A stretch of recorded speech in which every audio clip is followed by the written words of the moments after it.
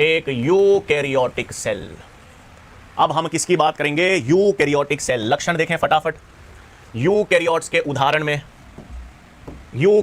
उदाहरण में आपको पता है प्रोटिस्टा जगत, कवक जगत, पादप जगत, जंतु जगत, ये सारे के सारे आपके पास यूकैरियोटिक है। प्रोटिस्टा, कवक, पादप, जंतु, मोनेरा को छोड़ दो, बाकी सारे के सारे क्या हैं? यूकैरियोट्स। फिर हमको पता है यूकैरियोट्स का मतलब ही इनमें विकसित केंद्रक प्रेजेंट है। केंद्रक झिल्ली, केंद्रिका उपस्थित है। द्विरज्जोक रेखित डीएनए होता है जो किसके साथ जुड़ा है? हिस्टोन प्रोटीन के साथ संकुल बनाता है। वृत्ताकार और रेखित में याद रखना, प्रोकैरियोटिक सेल, यूकैरियोटिक सेल दोनों में डीएनए है, दोनों में द्विरज्जुक है। वृत्ताकार डीएनए जीवाणु या प्रोकैरियोट्स में मिलेगा, रेखित या लीनियर डीएनए यूकैरियोटिक सेल में मिलेगा। बहुत इंपॉर्टेंट पॉइंट। फिर सारे झिल्ली युक्त कोशिकांग होंगे। हाँ, वहां नहीं थे लेकिन यहां पर झिल्ली युक्त कोशिकांग उपस्थित हैं। माइटोकॉन्ड्रिया, प्लास्टिड, जीआर सब कुछ होंगे झिल्ली युक्त कोशिकांग। झिल्ली युक्त कोशिकांग के बाहर साथ इसमें 70S और 80S राइबोसोम्स दोनों मिलते हैं। 70S और 80S राइबोसोम्स दोनों मिलेंगे। फिर हमें पता है 70S 80S राइबोसोम्स तो है, कोशिका कंकाल उपस्थित होगा। कोशिका कंकाल यानी साइटोस्केलेटन मिलेगा इनमें। ठीक है, तंतुमय प्रोटीन्स का समूह है जो कोशिका को आकार प्रदान करते हैं, कोशिका को यांत्रिक सहयोग देते हैं, कोशिका को गति में सहायता देते हैं, तो कोशिका कंकाल मिलेगा।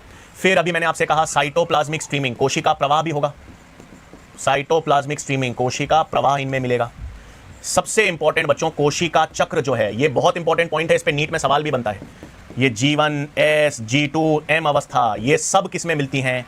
यूकैरियोट्स में। प्रोकैरियोट्स में ये G1, S, G2 अवस्थाएं नहीं होती बच्चों। ये कोशिका चक्र G1, S, G2, M, ये विभाजन विभेदन केवल किसका लक्षण है? यूकैरियोट्स का। बच्चों मैं ईमानदारी से बता रहा हूं, ऐसा फ्लो चार्ट आपको कहीं नहीं मिलेगा रिवीजन के लिए, कोई किताब में नहीं मिलेगा, कोई नहीं बताएगा। इसको मेहनत से बनाना है और रिवीजन करना है लास्ट टाइम में। सुन लेना भाई। अब एक एक करके कोशिकांग। अब एक चीज याद रखना बच्चों, बहुत इंपॉर्टेंट, अंतर तो मैंने बता दिया, अब सवाल आ जाए एक।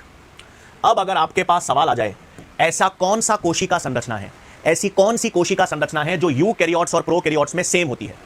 सवाल, चलो मैं आपके कमेंट्स देखूंगा, मुझे कौन बताएगा ऐसी कोशिका की संरचना बताओ जो यूकैरियोट्स और प्रोकैरियोट्स में सेम होती है? कौन बताएगा भाई? राइबोसोम नहीं, महेंद्र जी बहुत अच्छा बेटा, शाबाश। याद रखना है कोशिका झिल्ली, प्लाज्मा झिल्ली या कोशिका झिल्ली। कोशिका झिल्ली यह संरचना प्रोकैरियोट्स एवं यूकैरियोट्स में लगभग समान। अरे बच्चों सारे पॉइंट्स बता रहा हूं आप लोगों को, सारे पॉइंट्स फ्लो चार्ट के रूप में लिख दिए हैं, बहुत काम आएंगे अगर सही तरह से पढ़ लिया तो।